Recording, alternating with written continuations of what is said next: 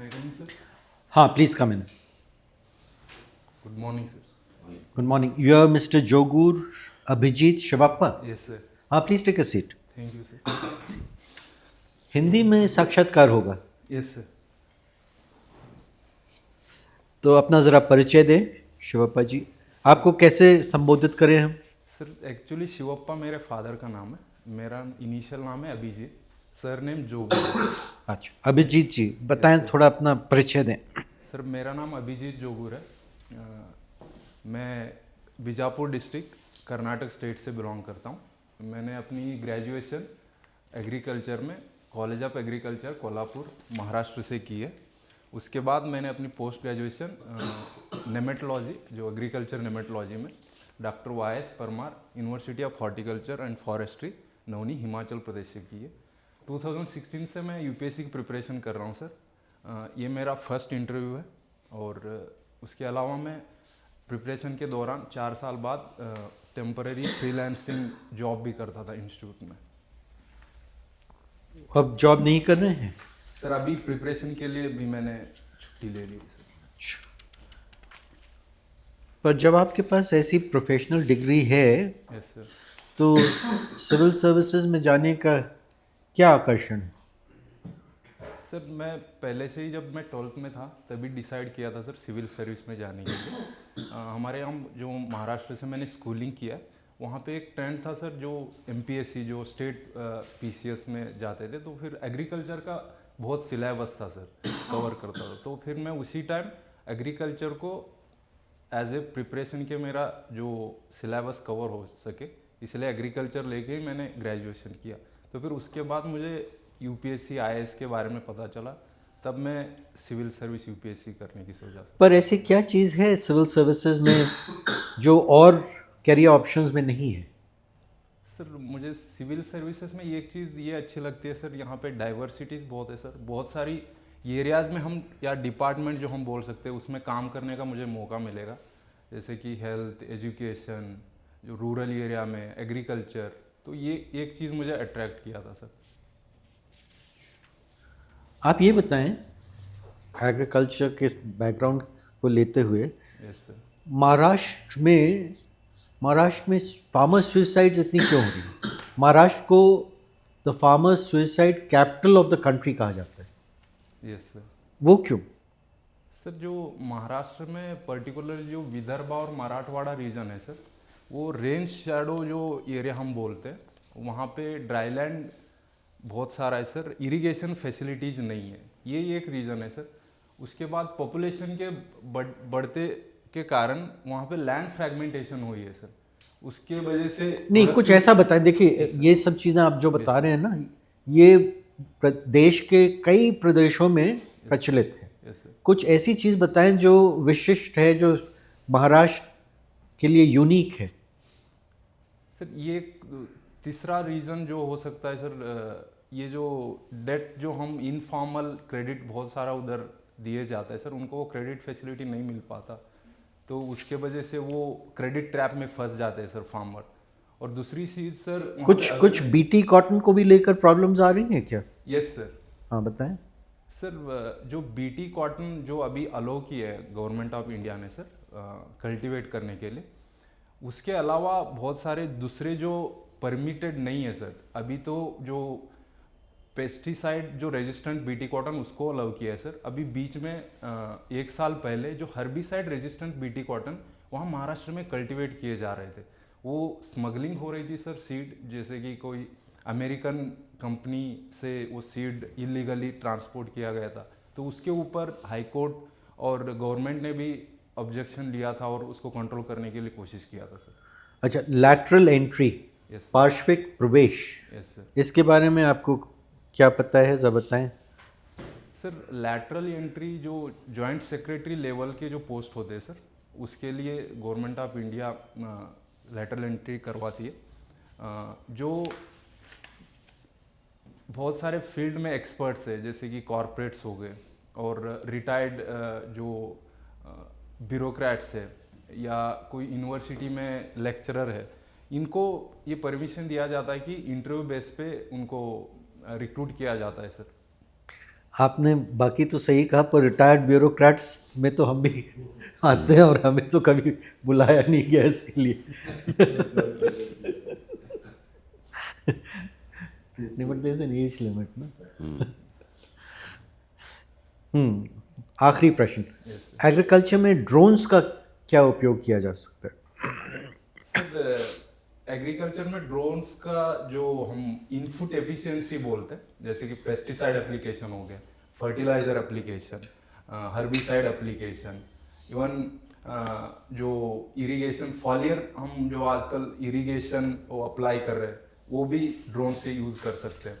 तो इसमें हम जो इनपुट अभी इनएफिशिएंसी है, ज़्यादा हम इनपुट यूज़ कर रहे हैं, उसके वजह से अनसस्टेनेबल एग्रीकल्चर प्रैक्टिस है, उसको रोक सकते हैं सर। और जो एनवायरमेंटल सस्टेनेबिलिटी है उसको हम प्रमोट कर सकते हैं ड्रोन की। Thank you. Abhijeet, yes sir. आप आते हैं विजयपुर यस सर। डिस्ट्रिक्ट से, बीजापुर। Yes sir. तो बीजापुर जो रूलर्स थे वो डेक्कन रूलर से ज़्यादा सक्सेसफुल होने की वजह क्या थी?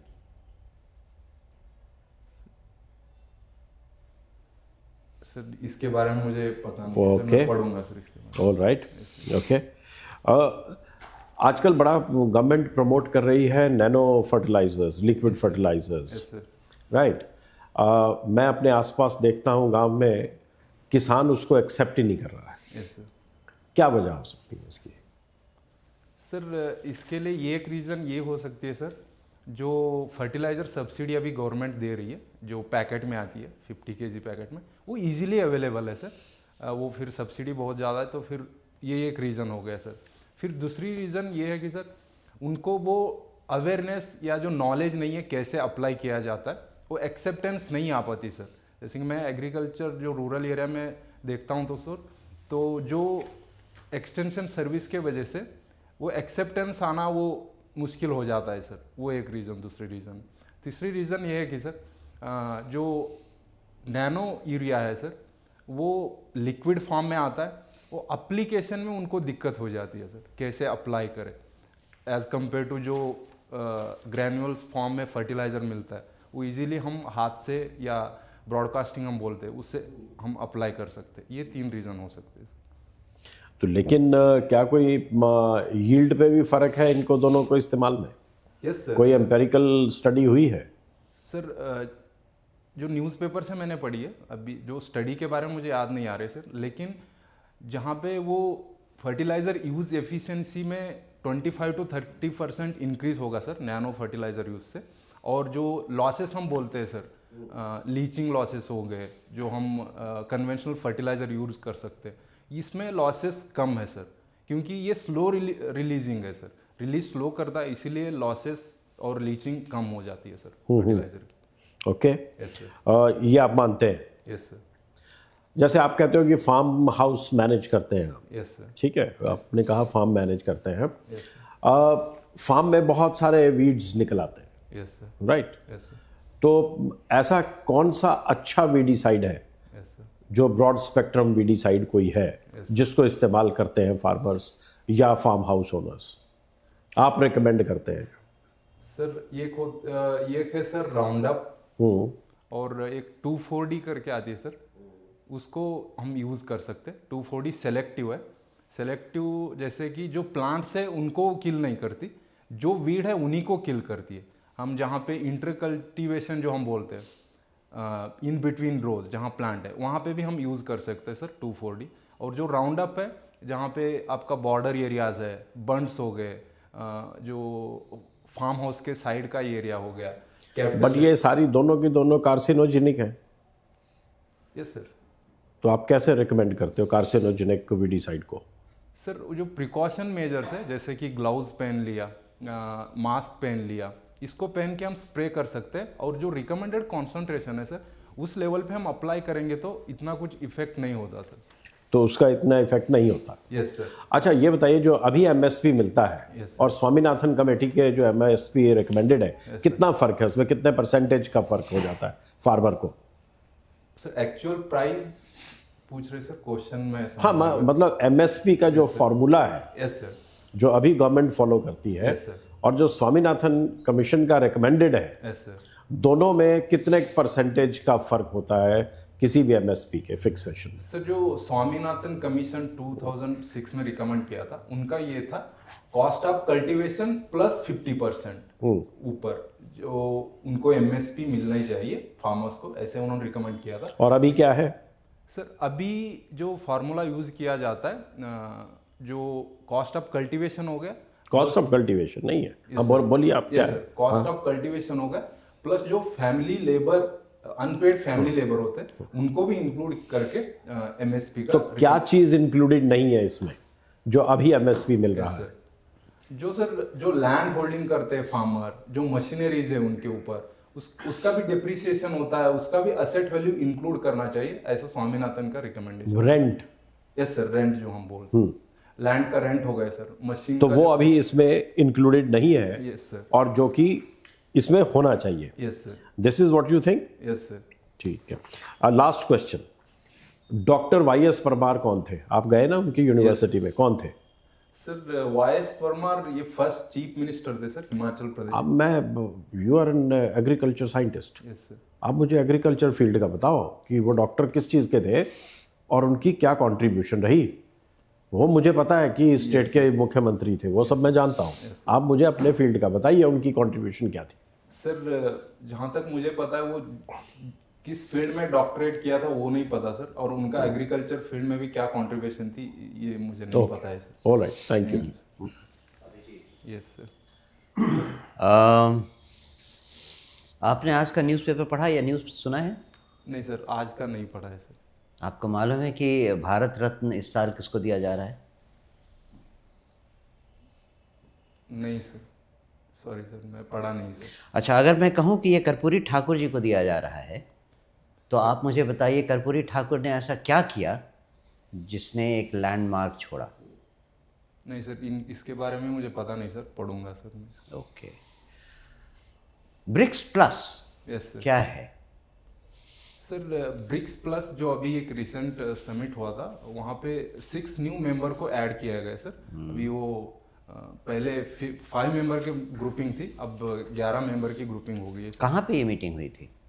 सर ये जोहानिसबर्ग साउथ अफ्रीका में हुई। और जिन कंट्रीज़ को शामिल किया गया Yes, है sir. उनमें से कुछ के नाम बताइए। सर पहला है UAE, okay. Saudi Arabia, Egypt, Argentina. आपने तो उल्टा अल्फ़ाबेटिकल ऑर्डर शुरू किया है। Yes, sir. Okay, that's enough. But ये BRICS as an organisation, yes sir. इसको अगर हम शंघाई कॉरपोरेशन से कंपेयर करें, yes sir. SCO, yes sir. तो क्या लगता है ये इसमें दोनों में ही चाइना है? Yes sir. इंडिया का क्या रोल होना चाहिए ब्रिक्स प्लस में? सर ब्रिक्स प्लस में जो इंडिया का रोल ये हो सकता है सर, जो हम एनर्जी जो सिक्योरिटी है सर, ब्रिक्स प्लस में अभी जो हम यूएई और सऊदी अरेबिया को ऐड करने से एक तो हम एनर्जी सिक्योरिटी मिल जाएगा, वहाँ से ऑयल इंपोर्ट कर सकते हैं, ये की हो गया सर। और जो अभी हमारा वो जो वेस्ट एशिया का जो रिलेशनशिप है सऊदी अरेबिया के साथ, इम्प्रूवमेंट है और बहुत क्लोज रिलेशनशिप है, तो इस ग्रुप के थ्रू हम चाइना को काउंटर कर सकते हैं सर। और दूसरी चीज़, अभी हम G20 डिक्लेरेशन में जो एक इकोनॉमिक कॉरिडोर अनाउंस किया है, इंडिया, मिडल ईस्ट और यूरोपियन इकोनॉमिक कॉरिडोर, वो यूएई और सऊदी अरेबिया के थ्रू ही जाता है, वो भी उसमें पार्टनर है। तो फिर हम इस इकोनॉमिक कॉरिडोर को ब्रिक्स ग्रुप के थ्रू हम जल्दी इम्प्लीमेंट कर सकते हैं। चाइना पाकिस्तान को ब्रिक्स प्लस में लाना चाहता है, हमें क्या करना चाहिए? सर ब्रिक्स प्लस में चाइना को, पाकिस्तान को हम प्रोटेस्ट करना चाहिए सर। पाकिस्तान ना आए उसमें, तो फिर इसके वजह से जो भी डिसीजन, जो भी हम प्रोजेक्ट या जो भी कोलैबोरेशन हम ग्रुप्स के थ्रू करेंगे, वहाँ पे पाकिस्तान कुछ हर्डल्स डाल सकते हैं, मुझे ऐसा लगता है। अच्छा, latest COP meeting yes sir.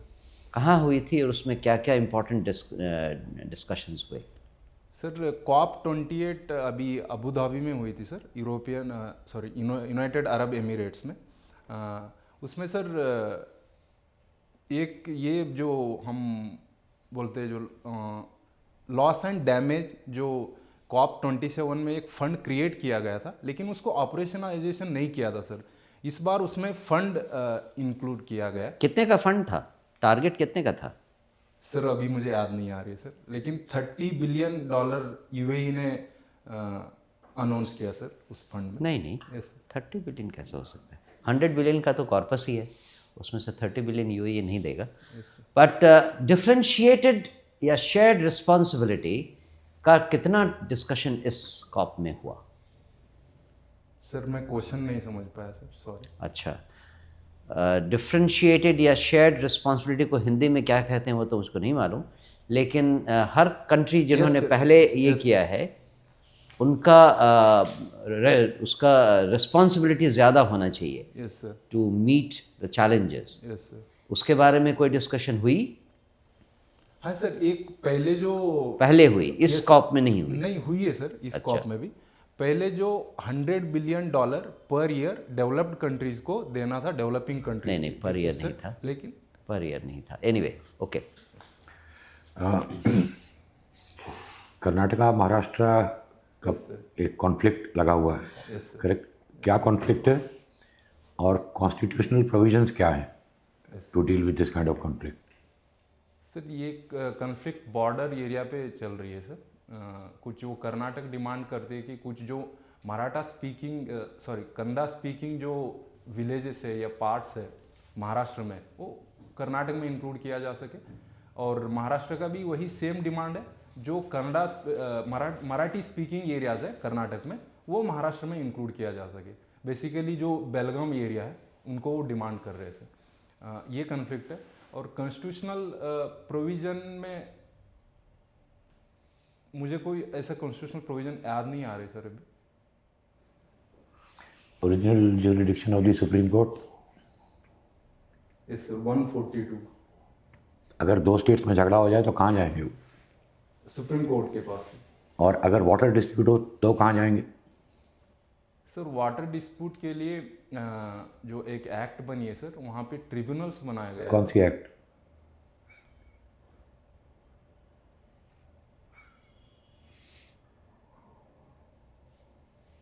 तो वाटर डिस्प्यूट में ट्राइब्यूनल है यस सर, और किसी डिस्प्यूट के लिए ट्राइब्यूनल नहीं है, यस सर। ऐसा क्यों?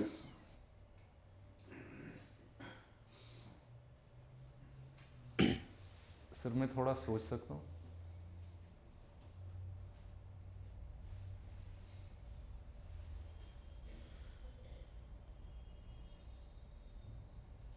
सर जो इंटर स्टेट वाटर डिस्प्यूट है सर, वो basically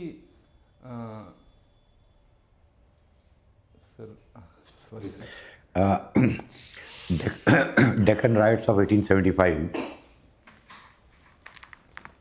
Poona, Ahmednagar, correct? Yes sir, तब भी महाराष्ट्र के किसान परेशान थे 1875 में, आज भी परेशान हैं। Yes sir. तो 1875 में ऐसा क्या हुआ था that the Deccan rights took place? Sir 1875 में जो कॉटन प्राइस के ऊपर उनका बेसिक प्रोटेस्ट था सर। जब यूएसए में कॉटन प्राइस डिक्रीज हो गए थे सर, वहाँ से यहाँ पे एक्सपोर्ट हम ज़्यादा करते थे पहले यहाँ से सर, इंडिया से, जब प्राइस डिक्रीज हो गए थे। शायद कुछ वार चल रहा था सर यूएसए में या वेस्टर्न कंट्रीज़ में, फिर तब यहाँ से एक्सपोर्ट होता था। और जब उस टाइम जब एक्सपोर्ट होता था, उन्होंने कॉटन एरिया को कल्टीवेशन बढ़ा दिया सर, लोन ले लिया मनी लेंडर से। Correct correct correct correct.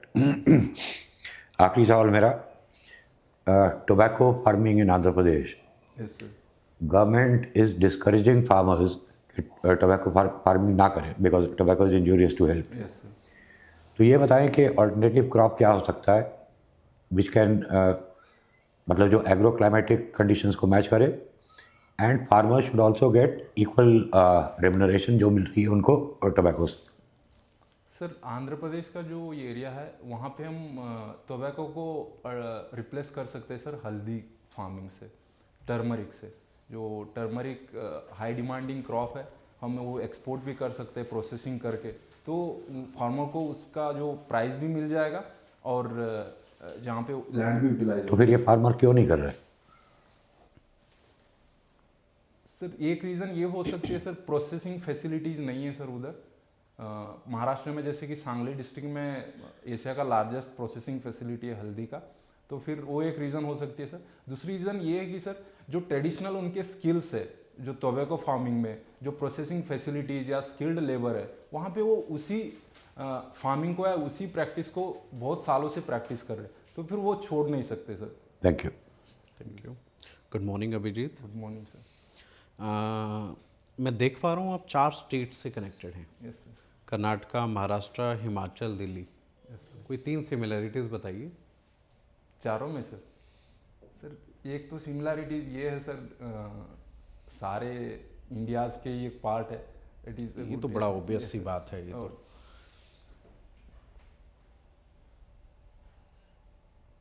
Sir 3 state में एक सिमिलरिटीज़ है, लेकिन दिल्ली में एक ये यूटी है, ये स्टेट्स है, बाकी सिमिलरिटीज़ मुझे अभी कोई याद नहीं आ रही सर। Okay, yes sir. ठीक है। आपका ये हिंदी इम्पोजिशन पे क्या विचार है? Hindi language sir. Hindi imposition आपने सुना होगा, Yes, जनरली ये sir. डिबेट में रहता है। अच्छा, सदर्न जो स्टेट्स में Yes, डिमांड yes, होती है सर। सर जहाँ तक जो प्रोविजंस है सर कॉन्स्टिट्यूशन में भी, या तो एक रीजनल लैंग्वेज, सेकंड लैंग्वेज है हिंदी या इंग्लिश, जो भी है, जो स्टेट है उनका जो मदर टंग में ये टीच या लैंग्वेज में स्कूलिंग में होता है, उनको वो रखे। लेकिन सेकंड लैंग्वेज हिंदी ये जो वो रख सकते हैं, 2 लैंग्वेज या 3 लैंग्वेज फार्मूला, लेकिन किसी को हम फोर्स नहीं कर सकते। लेकिन मुझे ये लगता है सर, इंटरनेशनल लेवल पे जब हम कम्युनिकेट करें या डिप्लोमेटिक लेवल पे, तो ये एक नेशन का एक लैंग्वेज होना चाहिए, एक या जो हम बोल सके कम्युनिकेटिंग लैंग्वेज, वो हिंदी हो सकती है sir. Abhijeet, I also see your second choice is IFS। Yes sir. तो फिर आप हिंदी में ज़्यादा कंफर्टेबल फील करते हैं इंग्लिश के बजाय? सर हाँ सर, मुझे लगा मैं हिंदी में अच्छे से एक्सप्रेस कर पाऊंगा, इसीलिए मैं हिंदी चूज़ किया sir, medium. Okay. Yes sir. Marijuana और वीड बहुत सारे कंट्रीज में लीगलाइजेशन हो रहा Yes, है, भारत क्यों नहीं कर रहा है? सर एक रीज़न ये हो सकती है सर, अभी इतने अच्छे से उसमें रिसर्च नहीं हुआ सर। USA में अभी एक रिसर्च आया था कि जब हम एक पर्टिकुलर कंसंट्रेशन या लिमिटेड क्वांटिटी में हम यूज़ करें, तो वो जो हम मेंटल हेल्थ में हम यूज़ कर सकते हैं मैरिजुआना, तो फिर रेगुलेशन का एक रीज़न हो सकता है सर इंडिया में। और दूसरी रीज़न ये है कि सर, जैसे कि हम देखते हैं पंजाब, हिमाचल प्रदेश, ये जो हिली स्टेट्स है, वहाँ पे बहुत सारे यूथ जो ड्रग एडिक्ट हो रहे हैं, तो फिर हम ये लीगलाइज करेंगे तो ये कहीं डर है कि ज़्यादा यूथ इनमें इन्वॉल्व ना हो जाए, ये एक रीज़न हो सकती है सर। ओके। आपने एग्रीकल्चर से ही ऑप्शनल और BSc अपना किया है। Yes sir. AI का पूरा डिस्कशन है, यस सर। कोई ऐसा स्टार्टअप बताइए जो इसमें एग्रीकल्चर और AI को साथ में लेके चल रहा है। सर ये है ब्लू रिवर नाम का एक स्टार्टअप है, वो एक्चुअली एक कैमरा डेवलप किया है AI बेस्ड। वो जो कैमरा ये करती है, जब हम हर्बिसाइड अप्लाई करते हैं, वीड को स्कैन करके जहाँ पे वीड है वहीं पे वो हर्बिसाइड अप्लाई करने को जो मशीन को प्रोग्रामिंग किया गया उससे, ताकि उससे हम हर्बिसाइड एफिशिएंटली यूज़ कर सके और पोल्यूशन भी रोक सके, सॉइल पोल्यूशन। और दूसरा एक स्टार्टअप है सर,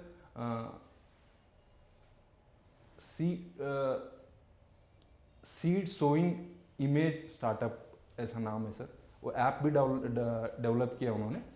वहाँ पे ये होता है बेस्ड ऑन जैसे कि फर्टिलाइजर स्टेटस क्या है सॉइल की, मॉइस्चर स्टेटस क्या है, तो उसके हिसाब से वो पर्टिकुलर सीड कब और कितने डेप्थ पे कौन से टाइम पे सो करना चाहिए, ये वो रिकमेंड करती है सर फार्मर को। ओके। चैट GPT का सबको अक्सर पता है। Yes sir. एक ऐसा ही स्टार्टअप है किसान GPT। Yes sir.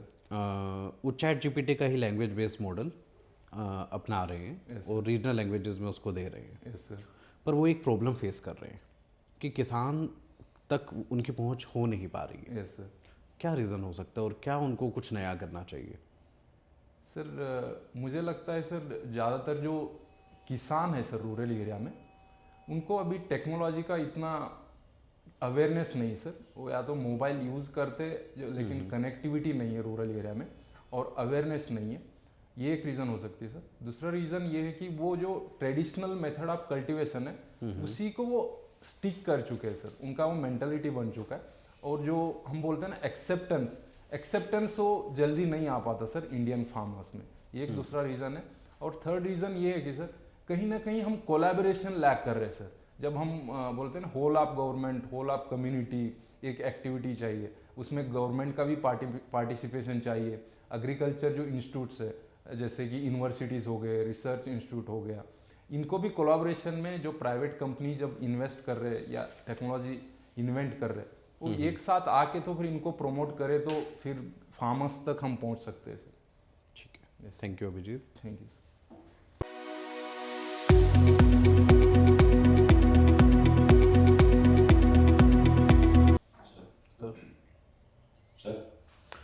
वेल, जो हम लोग का फॉर्मल इंटरेक्शन है यस सर। वो अब ख़त्म हो गया है, यस सर। तो अभी हम लोग आपको डिटेल्ड फीडबैक देंगे, यस सर। पर उससे पहले ज़रा ये बताएं कब है आपका इंटरव्यू? सर 2 फरवरी को सर। अच्छा, not too much time left. मॉक्स कितने दिए आपने? सर ये 6th मॉक है सर। 6 मॉक है। Yes sir. मेरा सजेशन होगा कि आप मॉक्स न लें, और कोई फ़ायदा नहीं है क्योंकि जो टाइम बचा है इसमें प्रिपरेशन ज़्यादा ठीक रहेगा। तो शुरुआत करते हैं आप बेसिक से। Yes sir. जो आपके सॉक्स हैं Yes, ये यूनिफॉर्म कलर होना चाहिए and it should match the colour of your trousers. Yes sir. फिर clean shaven yes sir. And hair neatly combed, yes sir. ये सब चीज़ें इम्पोर्टेंट होती हैं। हाथ आपके ऐसे ज़रा ऑकवर्ड लग रहे हैं, आराम से बैठे। Yes sir. हाँ, यू कैन सिट जो आपका कंफर्ट लेवल है। You can even gesture once in a while अगर पॉइंट आपको एम्फसाइज करना है या कुछ करना है। Now coming to your performance, आपका क्या खुद का क्या इवैल्यूएशन है, स्व मूल्यांकन जिसे कहते हैं? सर कुछ क्वेश्चंस में मैं अच्छे से आंसर कर पाता था, शायद वहाँ पे आंसर में नहीं कर पाया, शायद मैं कुछ और पढ़ने की ज़रूरत है सर। कुछ सर ने आईआर के ऊपर क्वेश्चन पूछे, वहाँ पे मेरा इंफॉर्मेशन कुछ नहीं था मेरे पास। आपने भी कुछ 2 क्वेश्चन पूछे, उसमें मैं सही से आंसर नहीं दे पाया, मुझे ऐसा लगा। जो फार्मर्स सुसाइड का था, जो मेजर रीज़न मैं वहाँ पे नहीं पहुँच पाया। और अच्छा, हम आपको ये जो एक्सरसाइज की जाती है यस सर। इसका ऑब्जेक्टिव बता दूं, क्योंकि बहुत कई जो कैंडिडेट्स हैं वो ज़रा गलत फहमी में रहते हैं। ये टेस्ट ऑफ नॉलेज नहीं है, यस सर। ये as such test of knowledge नहीं है, ये टेस्ट ऑफ पर्सनालिटी है। और हम लोग ये देख रहे हैं कि आप में ऑफिसर लाइक क्वालिटीज़ हैं या नहीं। Yes sir. और ऑफिसर लाइक क्वालिटीज़ में इंटेग्रिटी, तो ब्लफ या गेस मत कीजिए। Yes sir. उसमें balanced opinion, logical thinking, lucid exposition, yes sir. Conceptual clarity, yes. Self confidence and poise, yes sir. और awareness of your self, your surroundings, district, state, nation, the world. तो देखिए 3 area से normally questions आते हैं, from DAF, yes sir. Then current events, yes sir. Subject and job. Yes sir. तो इन पर आपकी पकड़ जो है वो कंप्लीट होनी चाहिए, बिकॉज इस दायरे के बाहर के जो आएंगे वो कोई प्रोडिक्ट नहीं कर सकता, बट इसको तो at least you can do the best preparation possible. तो मेरे ख्याल से अगर आपको नहीं आता है यस सर। तो स्ट्रेट अवे आप कह दें कि sorry sir, I need to read about it. Yes sir. अब जैसे ये वाटर डिस्प्यूट्स ट्राइब्यूनल की बात आई, यस सर। तो आपने कहा मैं थोड़ा टाइम ले लूँ, यस सर। फिर आपने टाइम लिया, फिर आपने कोशिश की, और फिर आपने कहा कि sorry sir I don't know. तो इसमें जो पढ़ते टाइम में उस जैसे कि सर क्वेश्चन पूछे उसी एंगल पे मैं पढ़ा था सर, लेकिन वो अभी मुझे वो पॉइंट याद नहीं आ रहा था सर। नहीं, पर आप ये देखें ना कि इसका इम्प्रेशन क्या पड़ता है, यस सर। और बेकार में टाइम वेस्ट हो रहा है। Yes sir. हाँ, तो ज़रूरी नहीं है कि आपको सब कुछ आए। हाँ, आप उस कोशिश में ना रहें कि I have to answer each question. जहाँ आपकी पकड़ अच्छी है वहाँ आंसर करें, जहाँ नहीं है वहाँ नहीं है, कोई दिक्कत की बात नहीं। और उससे फिर बाकी क्वेश्चंस पर इम्पैक्ट भी नहीं होना चाहिए। तो best of luck, you are a very good candidate. आप वहाँ पर बिल्कुल खुले दिमाग के साथ जाए। एक तो यही बहुत बड़ी चीज़ है that coming from this background you are speaking such good Hindi. Yes sir, तो best of luck, you do very well. Thank you sir. आपकी तरफ से कोई प्रश्न? सर ऐसा कोई क्वेश्चन नहीं है सर, जैसे आपने सब बता दिए। पहले मतलब जो ड्रेसिंग का तो ये था, वो मैं थोड़ा सा उनमें कंफ्यूजन में था कि क्या पहने कैसे। आपने क्लियर कर दिया, मतलब पहली बार ऐसे किसी ने सजेशन दिया कि सॉक्स वगैरह जो भी तो उसके बारे में मतलब जो थे पता नहीं था सर वो। हाँ। और नहीं देखिए, जब आप वहाँ से आते हैं ना, Yes, sir. We want to see a young officer coming, Yes, sir. हाँ, not a young candidate. Yes sir, हाँ, तो वो पहला इम्प्रेशन जो है should be the best impression. और आपके पास you have got all the attributes. लहीम शहीम है, आपका फिजिक अच्छा है, you have a good personality, आपकी स्माइल बहुत अच्छी है जो आपने इस्तेमाल ही नहीं की। तो best of luck, you'll do well. All the best. Thank All you, the sir. best. All the best.